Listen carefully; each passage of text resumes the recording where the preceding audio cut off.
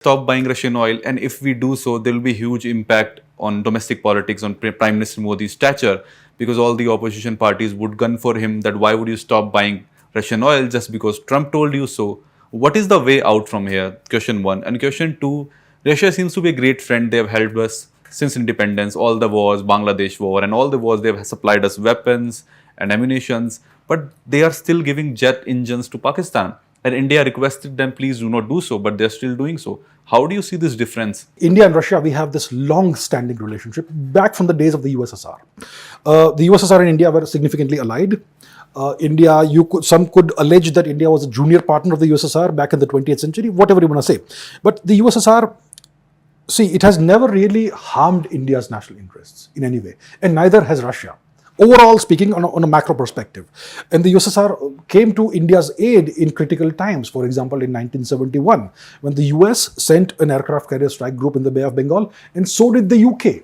But the Russians sent nuclear submarines. There was a standoff, and that's why the Americans in the West could not arm twist India into not liberating Bangladesh. The Russians have supplied us with all kinds of arms, ammunitions, weapons, fighter planes, without any kill switches or backdoors. Please understand that, right? The F-16s, the F-35s, they will come with kill switches and backdoors. It is not a figment of my imagination. See what happened to Australia with their purchases of the F-A-18 fighter planes. What happened there? F-18 or whatever it was, right? They could not aim, they could not use the aircraft's target acquisition systems on targets that they wanted to acquire. The code would not allow them to, and the Americans refused to change the code, the software. The Australians could not make the planes do what they wanted for 20 years until they cracked the code.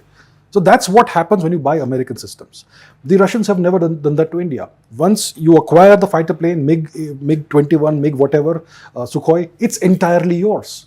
The Russians can't remote control it or sabotage it. So the Russians have been far more reliable. Right?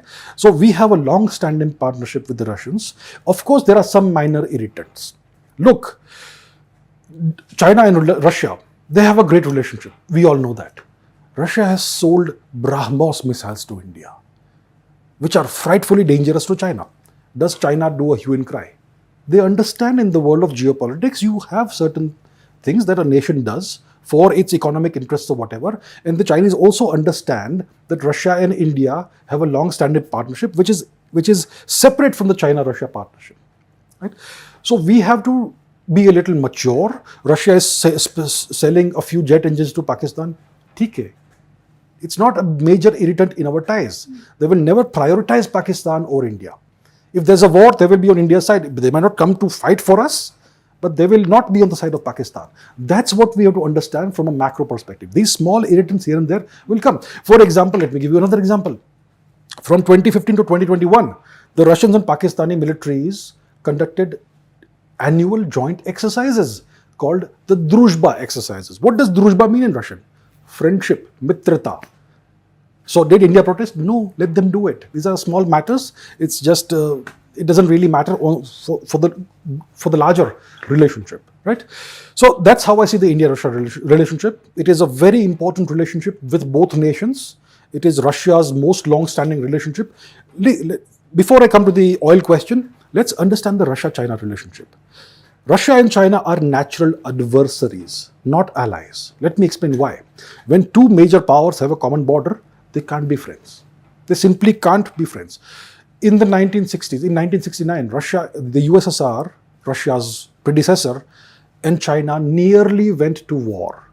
There were these massive border clashes, the Ussuri River clashes in the far east of Russia and China. And the USSR's government had decided to launch nuclear strikes on China. And the Americans intervened and said that if you nuke China, we will nuke you. And that's why the Americans saved China and they brought China onto their side. Right? So that is the deal with Russia and China. They are not natural partners. They are natural adversaries. The current cooperation understanding that they have is because of the greater threat that they face from outside, the US. And that's why they are cooperating. It is not going to last forever. Russia and India, we are natural partners, not natural adversaries. So the India-Russia relationship is very important. Now when it comes to oil, you mentioned, rightfully so, that Trump has been claiming that Mr. Modi has promised him, given him assurances multiple times that India will stop buying Russian oil. So what should India do? First of all, Mr. Modi has made no such assurance, has given no such assurance to Mr. Trump. Mr. Trump is trying to pressurize India by making these claims. What should India do? Should India stop buying Russian oil to placate Mr. Trump, to please Mr. Trump? That will be a severe blow to our relationship with Russia. See, in 2022, February 22nd, 2022, when Russia launched the special military operation in Ukraine, the West slammed and imposed all kinds of economic and other sanctions on Russia. It sought to crush the Russian economy, and Russia became significantly dependent on China.